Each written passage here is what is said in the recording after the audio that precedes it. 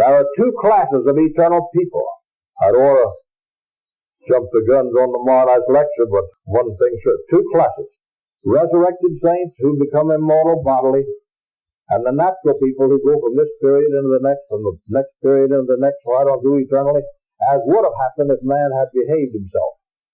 So Paul doesn't do away with God's original plan. It only postpones it until the time of the restitution of all things. So here in Isaiah 66, we have all flesh on the earth yet. Is that what it says? Didn't say spooks. All flesh. And what are they going to do? If they want to, they're not obligated to do so, but that they shall go and do what? Come on now, you interpreters. What are they going to do? Can you read? How many of you can read? Isaiah 66, 22 to 24. Same scripture we're dealing with. What does it say? Going to come and worship him? What else? Now they shall go and do what? These natural men on earth, though. Go and look what? Look upon the carcasses of the men that have transgressed against me, that is, the people that are in hell.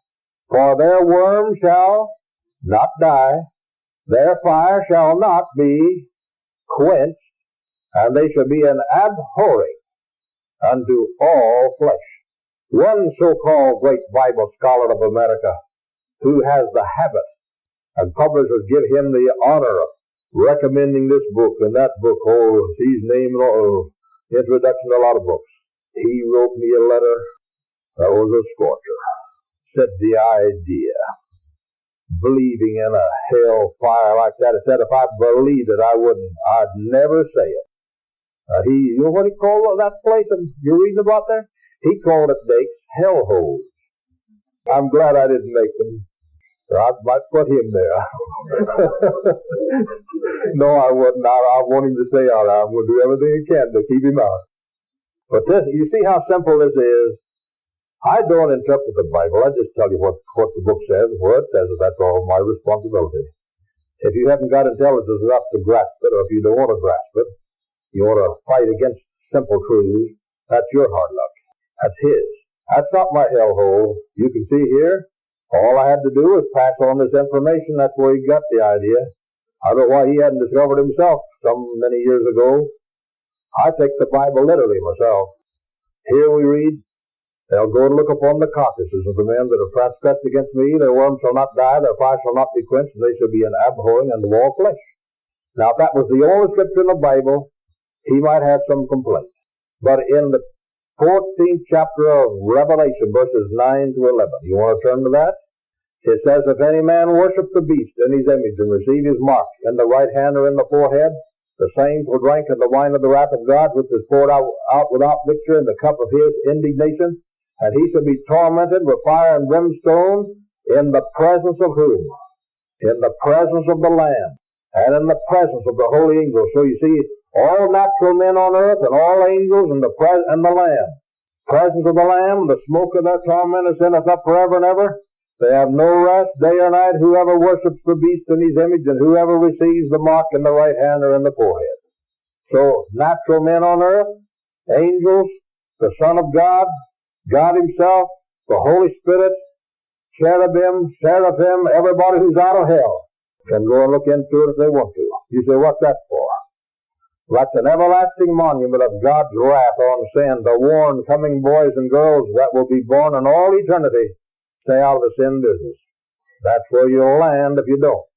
God will never tolerate sin in one angel, one cherubim, one seraphim, one pre-Adamite, or one Adamite.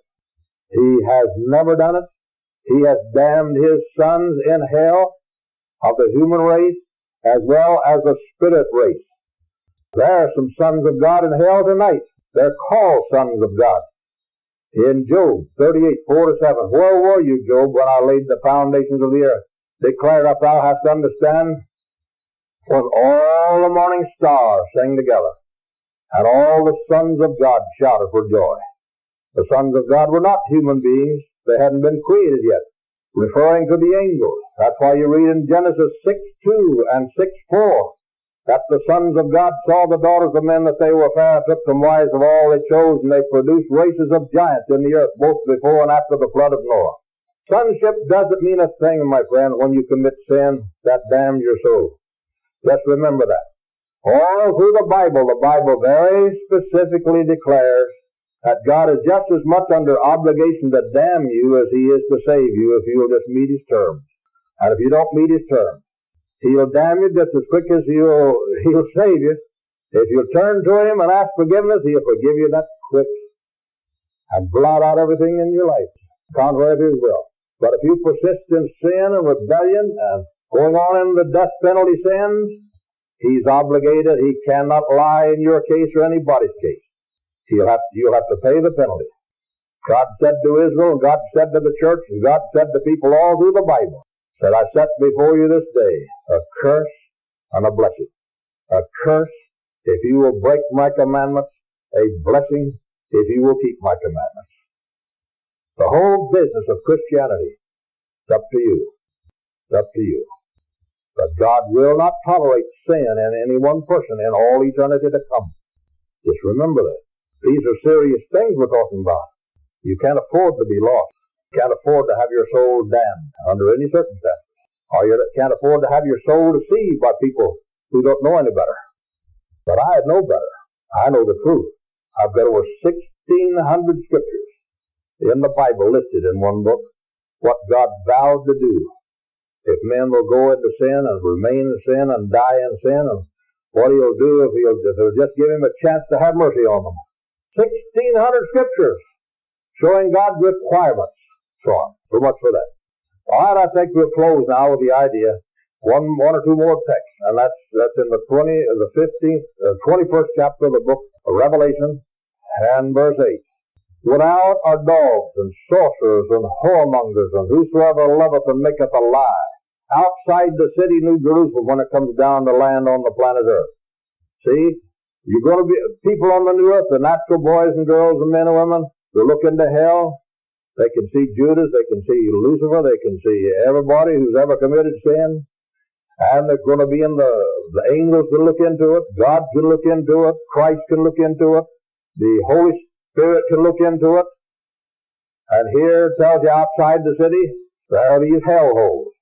Without are sorcerers, dogs, sorcerers, whoremongers, whosoever loveth and maketh a lie. 15th verse of the 22nd chapter is about the same thing. So you have four scriptures definitely telling you that people are going to go into everlasting hell. And the purpose of this is to warn boys and girls, new ones born in all eternity, just stay out of sin. That's all. On the other hand, they'll have the resurrected saints and the redeemed saints reigning over them as an everlasting monument of God's grace. One more scripture will close. Turn to the 25th chapter of the book of Matthew, verse 46. These shall go into everlasting punishment, talking about the goats on his left hand, but the righteous, the sheep on his right hand, into everlasting punishment.